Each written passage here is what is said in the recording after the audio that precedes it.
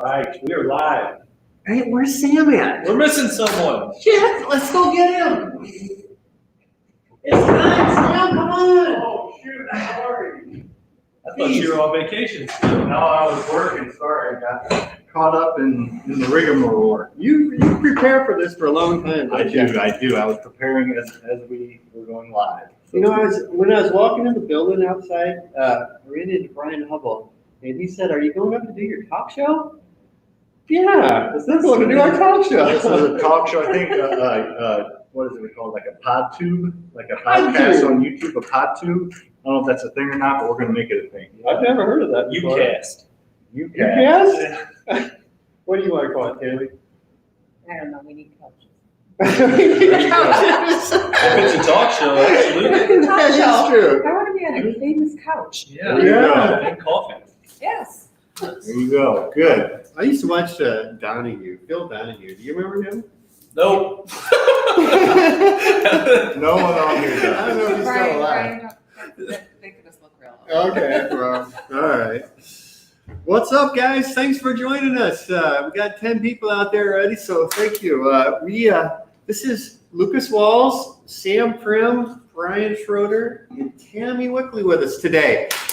We're excited today. This is going to be fun. It's going to be fun. So today we are going to talk with Tammy. She is our secret weapon. She answers all of our phones. She does all of our direct mail. So we're going to be giving you pointers on what to say or what not to say when talking to a seller on the phone and how to handle some sticky situations. And then if you stay tuned to the end, Luke's and I just bought a storage facility that we're doing a development on. We're going to go over some numbers, show you the logo. We just did that. We just closed on that Monday. So very new in the process, so we're going to delve into that a little bit. So stay tuned for all of that throughout this whole thing. It should be fun. It will be. So we do this every Thursday morning at 11:30. 11:30. Forgot what time we did it there for a sec. Just look at the clock.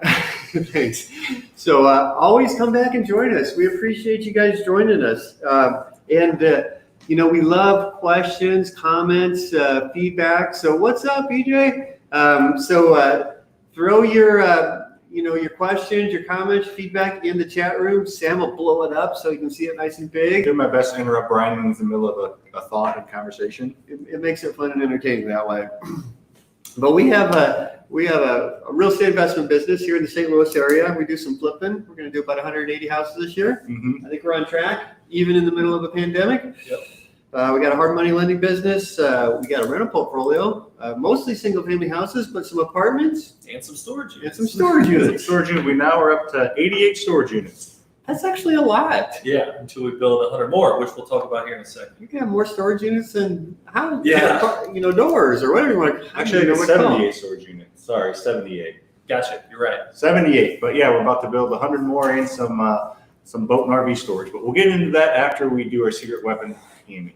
All right, and then we also have a traditional brokerage, and we got this education business, which we wanted to do a little quick, advertisement. I don't know if that's the right word, but we're doing a boot camp on Saturday. Yep, we're doing boot camp in 2 days. It's our first one. We're excited about it. We tried to do it like 4 times during the virus, but we kept having to push it back because we really wanted to have it in person. We have an online webinar, so this is separate, same material, but it's an in-person boot camp all day. Us three are going to be teaching it. If you know anything about our channel, you know we have over 250 rental doors, so we're going to show you exactly how we did that, how we accomplished that, and how we bought everything with no money out of pocket. And we're going to be teaching you when you walk out the door on Saturday, you will know how to build a rental portfolio. You will need to take action. Yeah, you will know everything you need to know to at least buy your first one if you haven't. Yeah, it's all day. It's going to be tiring, but we're going to learn a lot, have some fun, and maybe even mingle a little bit after boot camp, have a cocktail or two. Absolutely. So if you feel like joining us, so we'd love to have you. FasterFreedom.com/bootcamp is how you get signed up all day on Saturday, this coming Saturday. It'll be fun. We'd love it if you like, what is that, Sam? We can show that. All right, we'll keep it going. It's not on the screen, but I will show it. So this is our logo for our storage facility. So before we get to Tammy, let us know what you think. Do you like the logo? Do you not like it? The storage facility is in Troy, Missouri. So our company is called Troy Storage Solutions. So that is our logo for the storage facility that we bought and developing. So let us know in the comments if you like it or don't like it. Do you like it, Tammy? I do like it. What do you like about it? I like the little lockbox. You like the Yeah. lockbox. What about you, Brian? It makes me feel like my contents that I got stored in there are secure and nobody's Yes. ever going to break in. Yes, Oh. we've gotten some. I've got most people like it, but I do kind of the logo design, and a couple people said it looks like a security company, which is perfect because we'll be storing people's belongings. So that is what we want. So, anyways, there's our logo. There's a little sneak peek. We're going to go into some pictures and the numbers and all that here later. But let's get to a quick market update and get to Tammy. So market update. So gosh, the traditional retail market is, I don't know, it's about as hot as I've ever seen it. Wow. It's freaking crazy, isn't Yeah, it? that's saying something. It is hot. We have nothing for sale right now because everything that we do have for sale, gets under contract the first day or two. Yes. And in our traditional business, we don't have hardly any listings because every time we have a listing, it goes under contract immediately. I Yeah. think Dennis listed one yesterday. He got multiple offers last night. He Yep. listed it at 5, and I think he had it under contract like at 5:30 or 6 o'clock. Yeah. People are waiting for those listings to go live in those nice neighborhoods and the right price point. I think we have from yesterday to maybe Wednesday of next week, Tuesday of next week, we have 16 closings, and it's like $2 million worth of properties in 6 days. It's unbelievable. Yeah, it's a crazy market. Yeah, it is. It makes it kind of hard to find deals. Yeah, leads have been down a little bit. Leads were down a little bit this week. We had 6 buys though, so buys were good in the last 7 days, but leads have just kind of been down. Our online stuff is kind of slow. We're still ranking well in our online advertising. It's just not as many people are online right now. So we're kind of going to go a little bit harder in direct mail in the next month and see if that kind of helps. Yeah, good stuff. Rentals are all doing well. We are at 99% occupancy. I just did the report. 1 out of 100 and whatever, 113 vacant. So. Yeah, that's awesome. It's amazing that the resiliency of the real estate market in this pandemic. I am a little concerned about what's going to happen once all this federal government stimulus starts to stop. Like anybody that's unemployed right now can make $600 a week on top of what they were, the regular unemployment insurance. So I think that's scheduled to run out at the end of July. So I'm curious to see what happens when that happens. Don't know if that's going to change things or not. Yeah. We'll see. Yeah, I think it's going to change things personally, but as far as the real estate market goes, we'll see. We'll be here to let you know about it. Yeah, we'll be the first to know. So We will roll with the punches and keep watching us every week because we will be the first to know and we'll explain what's going on. yes, exactly. All right. Anything else on market activity? I'm ready to get some good nuggets out of Tammy is what I'm ready for. Let's talk to Tammy a little bit. Tammy, thanks for joining us. Thanks for having me. All right. So you want to tell everybody what you do here and how long you've been here with FasterFreedom? I've been here for a year and a half. I answer the phones and I do the direct marketing mailing. Send all those out, enter it all into our system, make sure we're not sending double mailings. Yep, we send 5,000 to 10,000 pieces of mail, and Tammy either does them in-house or coordinates the outside. That's a lot of licking and sticking, isn't it? Or you don't do that? I don't do that. She doesn't do that. I do have a nice little rolling thing. So you do some of it in-house Some of where it you're rolling in-house. it and stamping it, And stamping, yeah. and then some of it we outsource to direct mail providers. Right, the most that I probably sent out at one time, envelopes was about 600, That's a lot. Mhm. Yeah, all in one day? all in one day, Nice. yes. Now, as you can tell, Tammy has a very soothing voice, so she's a perfect person to get the call when Sam pisses him off with the mailer. So we do get a lot of people that are upset because they get a mailer from us saying we want to buy their house. For one reason or another, they're upset. So can you tell us about how you maybe calm them down when you get an angry caller? First, I just let them talk, and cuss and get it all out. And then I apologize to them. I know that whole I'm sorry, but I do say that. And I'm like, okay, I'm so sorry. I can get you removed from our mailing. And they sometimes will just keep going on and on. But I just need your address. I need the address. A lot of people think by calling in and not giving their name and address and that I can just remove them. No, all it takes is a little click of the button to put opt out, and they will not get any more mail. Yeah, sometimes we get voicemails in the evening saying, hey, take me off your whatever cuss word list, and like, we don't know who they are or where they are. It's Right. So if you don't leave an address, I can't remove you. Why do you guys think people get so upset about getting direct mail? Any idea? No. I think they think we're like creeping on them and know everything about them, and they want their privacy. That's what I believe. Yeah, they don't understand that everything we get is public data. Anybody can get in the entire country the information that we get. We do it all public data, all legally through a bunch of different sources. So I think people, invasion of privacy, and then some people are just miserable, Brian. It doesn't really matter no doubt what about you it. do. You could wave to somebody in the middle of the sidewalk, and they can give you the finger and say F off. It happens. So I just think that's part of it.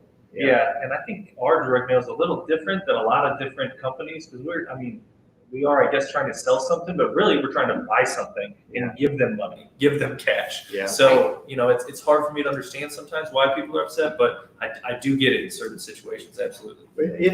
Just curious, if we get like 10 calls, how many of those will be somebody that's upset and want to take them off the list versus how many of them are legit good calls that want our service?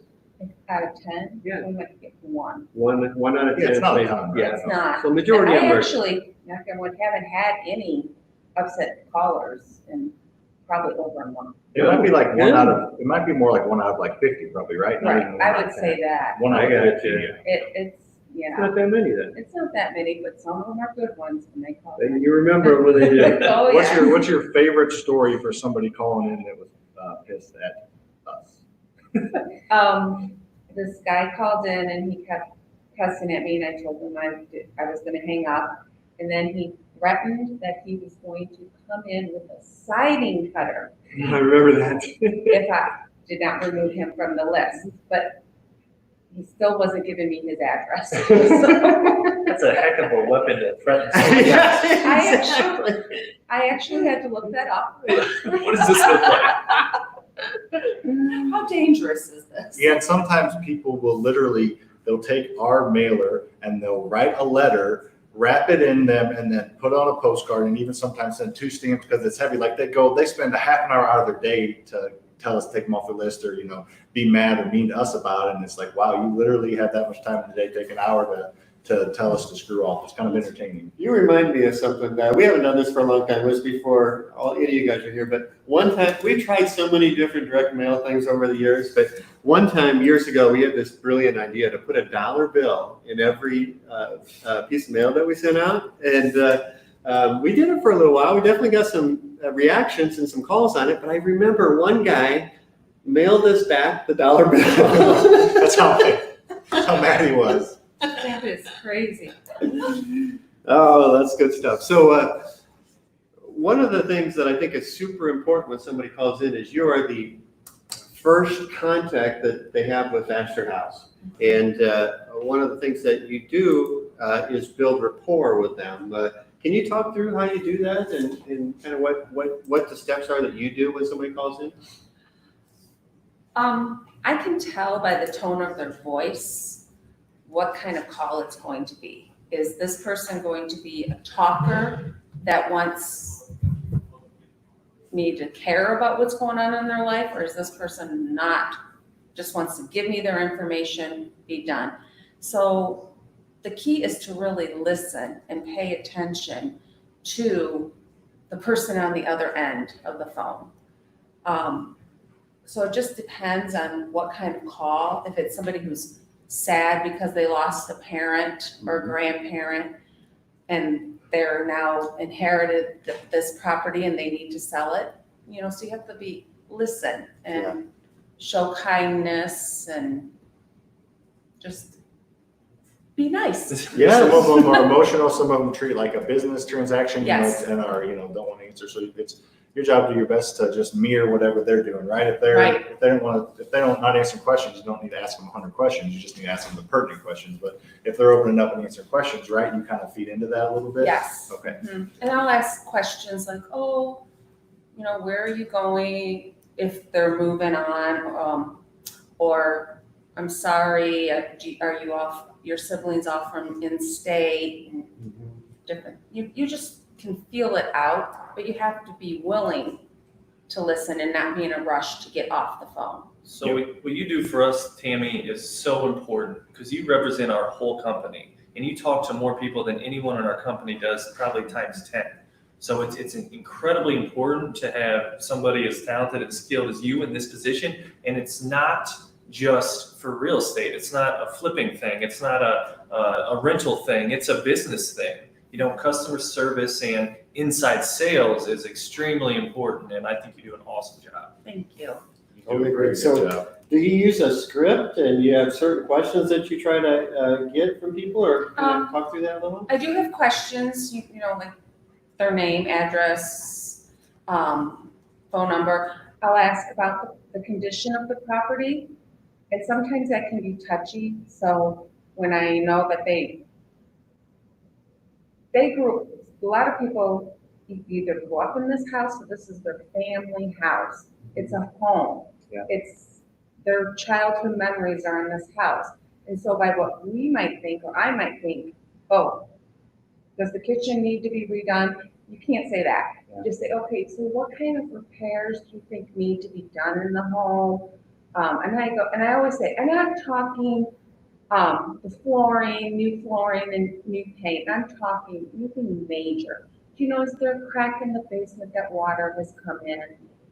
Or, you know, something with the roof or the windows. Mhm. And so I think by saying that, then we're as a company not saying, oh, your house is going to be needing repaired. And I think what you're saying is you're trying to be you're trying to listen to them. You're trying to be empathetic with them. You don't ever want to start beating up their house, saying that, you know, trashing their house, even though it probably needs to work. That's not, because it's their house. They care about it, you know. They got an emotional attachment to it. right. One of the things that our acquisitions guys like to know is how much is owed on the house. Do you generally find that out? It depends on who I'm talking with. I'll ask if there's a mortgage, but sometimes in that situation, you can tell that might not be a good question to ask. Yeah. Because the first contact, sometimes Or not? just asking if they have a mortgage might be enough. You because- haven't built a trust with them yet. Right, for them. and what I also find is if you ask how much they owe, then they might see it as a negative, like, Okay. well, you're not even gonna offer me what I want on the house. I got you. So that's Or they might think you're just gonna offer me what I owe, so I don't wanna tell Right. you. If they have equity, they exactly, might think if they tell you, you know, it's worth 150 and they only owe 20 on it, doesn't need a ton of work, they don't wanna tell you that they owe 20, because, I mean, we can go online and find out a lot of things, but a lot of times they're not gonna tell you that. Now, I've seen also when I used to run these leads that they would exaggerate what they owe just so, because they think we're gonna offer them what they owe. So that happens Interesting. sometimes as well. Interesting. So I think one of the goals that we also have for you is to build rapport with the seller and try to, so they don't keep calling everybody else, you know, that they got mail from, or everybody else on the internet. Do you try to set up an appointment for one of our buyers to go out and look at the house? yes, I do that, and sometimes they will call in and they will tell me they're calling around. Yeah. So then the first thing I do is I want the first appointment, whether the acquisition manager that I'm having go out can actually go out, because we'll send somebody else out. We want to be the first appointment. Yeah. That's how I feel, that we want.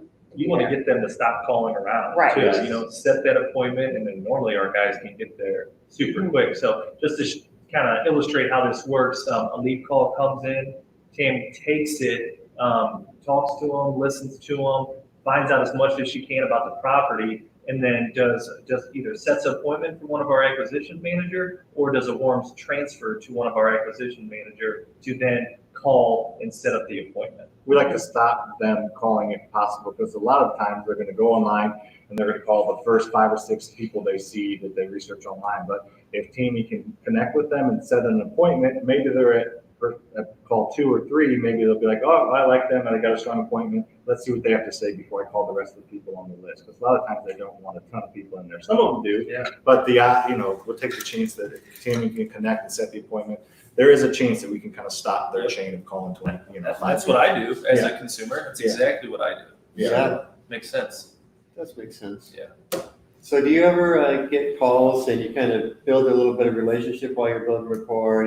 You give that to an acquisitions manager, and then do you wonder what happens after that? Oh, all the time. Do you look it up? I do or- look it up, and when they say, we have that little like button, and I'll sometimes like that they've made contact. Yeah. And I will let the acquisition managers know, okay, this is a very nice person, this person is very interested, oh, this person is just very set in their ways. But I try to let them know, so. On a scale of 1 to Bryan, how nice are they? Bryan being the really, really nice, right? Of course. Mhm. Yeah. Pretty- And then have you been full circle where you remember that first call, and then one of our acquisitions guys actually buys the house, and then maybe they come in for For closing the later? closing, yes. Yeah. Mhm. And I always, when they would come in, I would say hi, and yeah, it's really great to see a face, put a Yeah. face with who you actually spoke with the first time. The man that threatened you with the siding cutter, do we end up buying his house? No, darn, no. But I do have a good story about when, during COVID, when everybody was home. Yeah. This gentleman received a postcard that we had sent out. And I got to talk to him. He was not interested in selling his house, but I sat on the phone with him for 20 minutes, talking to him about his first wife who passed of cancer, his second wife. But to me, that's important because then it's word of mouth. Yeah. If one of his neighbors or friends or family members says, oh, I got this mailing. Be like, I talked to them, I wasn't looking this up, but they were very nice, they were respectful. Yeah, that's huge. You, like Lucas said, you are the front line of our company to a ton of people. And then you could even ask something along the lines of, well, if you know anybody who needs to sell their house, let them know. You work here, please give them my number, something like that. Right, exactly. Good question. Chuck, what happens if the calls aren't answered? So we'll tell them about like our, goes to you first, Okay, and it goes, so- we have a chain.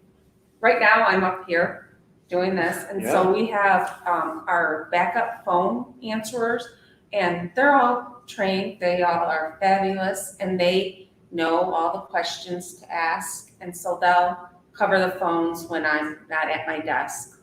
Very rarely does a call get unanswered, which is not ideal. We Yes. don't ever want that because we have I get notification when we get a voicemail, and it never happens during the day, evenings and weekends sometimes. But we have a chain of command. If Tammy's not there, then it goes here, to make sure that it gets answered. Yeah, a couple things with that to wrap it up is, first of all, it's extremely important for a live person to be answering these calls.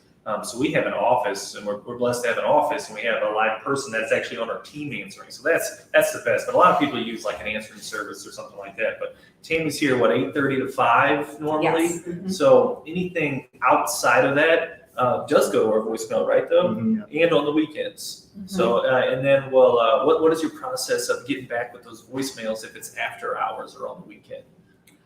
Well, Sam will listen to it, and sometimes he'll just send it out to one of the acquisition managers because it's a good lead call. So we get it as an email too, not just like some old school Exactly. answering machine. Both. I get the audio file on an email, and I'll listen to it. And if it's a good lead, that I'll send it to the acquisitions guy, just forward them the email. And if it's something that they want off their list or doesn't appear to be a super hot deal, then I'll just let them get to it the next day or Monday. Very cool.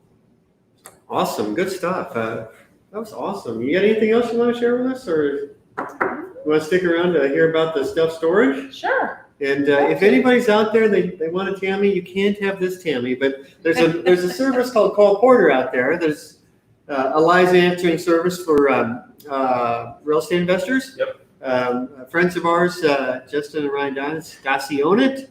So good company out there, but we're going to keep our Tammy. Yep. One more. Program. What program do you use to track the calls? We Our phone answering service is Vonage. Vonage, and then we have Call Rail. Yep. That tracks Mhm. our calls. That records the calls, and Records the right? calls. Yeah. And then we put them into our CRM, which is Podio. Podio, yep. I'm not exactly sure what the question is there or how to answer it, but yeah. Tracking our lead calls, Well, so yeah, I think we answered that. So Well, we Vonage also is put our phone service. CallRail records everything, and then it goes into Podio, and our acquisition guys get it. It goes in. I'm sure probably that's what he's asking. So Cool. If there's anything else we missed there, feel free to throw it back in the comment box, BJ. yep. So we're gonna get to our storage facility. So Luke, why don't you lay the groundwork a little bit of how the lead came in and all that kind of stuff. Yeah, well, I mean, this lead was Put our sweet logo up while There you we're go. doing that. So we looked, so this is 2 lots. One lot has an existing storage facility of 66 units, and the other lot is adjoining it, but it's just a bare lot right now. And each lot's about 2 acres, up in Troy, about maybe a half mile, 3/4 mile south of town. So an agent brought us this house. Not a house, guys. It's not a house, Luke. Brought us this deal back in, I think, December. And we went up and looked at it when it was like 10 degrees. And we got out of the truck for maybe 4 minutes tops. And we offered on it, but we were about $100,000 off from what we wanted to pay for it and what the sellers were willing to let it go. This particular seller, I believe this property was passed down to some siblings that really didn't want to own or operate it. They had the only means of advertising the storage unit was a couple of wooden signs out front that had very small phone numbers on them. And there were 3 different phone numbers, and we called all 3 and nobody answered. so we saw an opportunity to really increase some management efficiencies here. But we looked at it in December. We're $100,000 off, and then honestly, once COVID hit, I think these guys really didn't want to mess with it anymore. So in April, they came back to us and be like, "All right, does this offer still stand?" And we ended up coming up a little bit, but long story short is we got a great deal. We purchased both lots for $330,000, and it appraised as is for $750,000. So that's awesome. What did you say? Yeah. You bought it for what? Sorry, it was $360. You bought it for $360, yeah. and as is, without doing anything, it Yeah. appraised for what? $750,000. Dang. I know. It was hard for the appraisal to appraise because, as you can see right here, I'm drawing a picture. This is the empty lot. These are 2 lots side by side. But how do you value an empty lot? It's off of Main Street. It's a little south of town, but it's off of Main Street and Cherry Blossom Way. So a pretty busy intersection. There's a bunch of houses all around it.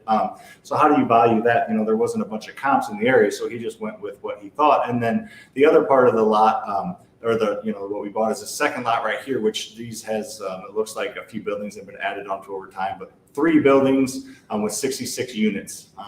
So that is what we're buying. And then you want to talk a little bit about where we're adding, and I can go get the drawing up too. Yeah, for sure. So the 2 lots, where are we here?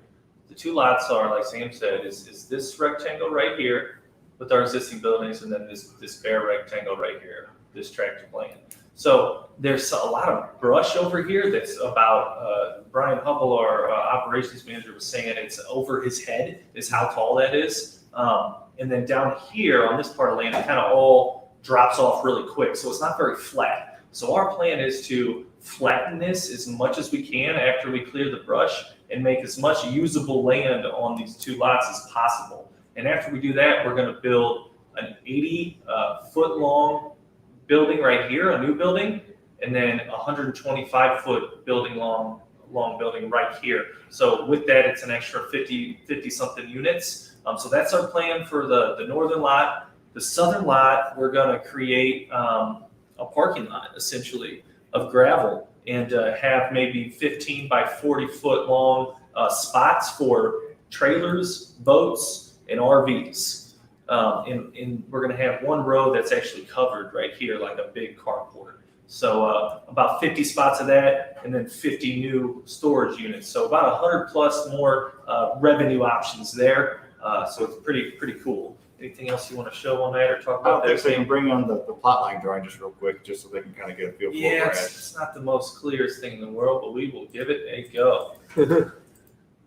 Yeah, this is kind of, this right here is the southern lot and where we're going to do the parking lot. And it shows some of the spaces and how much we have to bring in for fill. It's a lot of fill. We had to get engineer drawings, stamp drawings for the site work, for the stormwater, for the building. So Our operations manager, Bryan's running through that now, but it's like 20 grand worth of engineering alone, which seems expensive to me, but it's going to set us up to get accurate bids from all of our contractors on this project. Is that all fenced in, or do you have to do some We're fencing or gonna fence it anything? in. Or Yeah, you gotta it's fenced in right now. Okay. Yep. And is the lots they're all just gravel right now? And are you gonna just leave them gravel or? Yeah, so I mean, one is partially gravel, and we got to make that a lot nicer, and then one is all grass. Okay. Brush. So our 3 phases, just real quickly, phase 1 is to improve the current buildings and get the plot ready. Phase 2 is going to be adding the buildings, and phase 3 is going to be adding the boat and RV storage, which some of those phase 2 and 3 could be going on at the same time, but those are kind of our 3 phases. Yeah, before we do anything, we just got to get that site work done and level it out. Yeah. So how many doors or whatever storage units are there right now? 66. And how many are occupied? Do you have tenants already? 39. Yeah. Okay. So we're almost breaking even from what we bought it for, just by the revenue currently. So what is one unit? Is it like a 10 by 10 or 10 by 20 or what are they? They're all different sizes. We did a market analysis in this area, and the units that are in demand are the bigger units. So Okay. you get fewer units, but and actually less dollar per rent per square foot. But there's a wait list of like 2 or 3 people on each unit of those bigger units. You can pack a lot of those 5 by 7 units in here, Yeah. but they're just not that desirable. Yeah. And there's a mix of now, but what we're going to build here in the future, you can see here, not very clear either, but this is our 150-foot building. Sorry, I thought it said 125. This is our 150-foot building, and it's a lot of 10 by 10s. Okay. And these are 10 by 10s, and these are 10 by 15s because it's 25 foot wide. So a lot of those and a few smaller ones on the end. And then our shorter building, we got a lot of thicker, bigger units, and then some smaller ones on the end as well. So we're trying to cater towards the bigger units. What are those going to be built out of? Just stick built with like a metal siding, or are you going to use These are- some concrete? Or These what? are they're on obviously a nice solid concrete foundation. Mhm. And then this particular company, I wish I had the link, but they just ship these units, the whole building in pallets, and all you have to do is put it together. Legos. Yeah, pretty much. But they're not that simple of construction because they're just a lot of people don't do it a lot. So it's not stick built. There's actually I don't think any lumber involved. I think it's all metal buildings. Interesting. Yeah. Yep. So we're going to be going through that. We'll give updates as we go. We literally just closed a few days ago. We're going to be going out there and shoot some videos. It'll be on our YouTube page, which if you're watching on it, great. Subscribe. If you're not, make sure to. But yeah, we're going to have a lot of updates. We'll probably do another one of these updates about midway through maybe. Yeah. So overall, quick numbers also bought it for $360. We're putting in about $300,000 worth of improvements. We're getting a construction loan with a local bank, and we're going to do draws on that construction money and be into it for about $650, $660 when all done. Still have equity now based on the as-is appraisal, but I think it's going to be worth about 1.25 when we're all said and done. Yeah, I would hope. Yeah, at least. Yep. Nice. So that's kind of a fun little side project we're doing. It's a super cool project. It is I a can't cool wait to hear project. more about it. Honestly, that's one of the main reasons we did it, because we get into the development space a little bit without having to risk a whole bunch of money, So I think it's going to be a learning lesson and a lot of fun more than anything. And hopefully, make a little money on the side. Absolutely. Yeah. We've got some equity already, so that was kind of a nice surprise. So We got any questions up there in the chat box? what do the units rent for? There's a bunch of different sizes. Yates may or Lucas may have the. Pull that up, Yates. Breakdown. So these are what the units rent for, Yates. You see the 5 by 7s of these are all the existing through here. And then here's our new stuff, kind of what they rent for. So 10 by 15 rent for 65, 55 for the 10 by 10, for the 5 by 10 35s, and the 12 by 20s 110. It's a little lower than say like a Lake St. Louis storage unit or St. Charles storage unit, but it's in Troy, so we got the ground for a little cheaper than we would in St. Charles. So, Yeah, a lot cheaper, I think. Yeah. So, How do you manage them as far as, how do you collect rent? How do you? Yeah, it's all online. We're not going to have an on-site person. That's part of why we want to do this. We didn't want to hire that and manage that. So it is Easy Storage Solutions is the name of the company, and I think 4 of the 5 competitors we have in the area are using that same software. So you can go online, you book, you sign your lease, you pay. Everything's done online. Use your own lock, everything. It's no minimal maintenance by us. Obviously, we'll have to maintain the buildings, and then if someone doesn't pay, we'll have to go put our own lock on there. But it's not too far from our house. And Bryan Hubble, the guy we keep mentioning, who's managing the project, he lives in Wentzville, so it's 15 minutes away. So occasionally, obviously, someone will have to stop paying, but we'll just put our own lock on it as well. So they pay just like a credit card or ACH, or They does have people to- bring you cash? no, it's all going to be online. Yep. Okay. So to answer your question, Scott, no, we will not have a manager on site. It'll be self-storage, and then through the store software, they'll be able to book and pay. So the 30-some people that you have there right now, how are they paying you? They're going to mail checks or money. So you're going to have to convert them over to your new system. Yep. Yep, we sent them a letter before. We just sent them another letter saying where they're to mail their July payments and collect their information. We gave them an envelope and then a pre-stamped envelope inside of it to return all their information, get their email address, where they live, all that kind of stuff, so we can confirm all that. And then we're telling them that we're going to have an online solution in the next 90 days. Be on the lookout for information on that. It's exciting. It is fun. Yep. And we'll keep you guys updated as we go along. Sorry, Tammy, go Are you ahead. gonna have cameras? Yes, We are. yes. As you can see from our awesome logo, we have to be secure. That's right. So one of those things will be surveillance. Yeah. So we really want it to feel like a secure building. We're going to light the crap out. There's going to be lights everywhere, so it's always lit up. We're going to put a fence around it and then make it, and then have a keypad fence. So we want to be very secure, and we're going to do some fun marketing things, a Facebook page on it, and we're actually going to try and do some sponsorships at the local high school, which was a great idea. From our agent helped have that idea. We kind of are of the opinion that if their kids are in high school, they're a little bit older, potentially have made more money, potentially have a boat or an RV. So if we're associated with the high school, A, people like that, and then B, the people will see it and like, oh, I gotta, as opposed to advertising to, younger kids, stuff like that may not be able to utilize the services. So it's kind of going to be our goal is to associate with the high school as best we can. And the high school is like a mile away, not even. So that's our goal. Sounds exciting. Fun and entertaining. We're here to entertain Bryan, so. I appreciate it. All right. Anybody?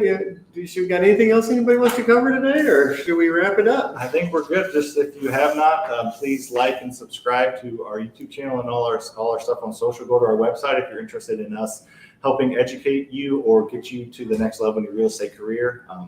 That's what we do. We help help people grow wealth through real estate. So go to FasterFreedom.com if you haven't been there, and go to follow us on all the socials, including TikTok. I just created a TikTok page for us.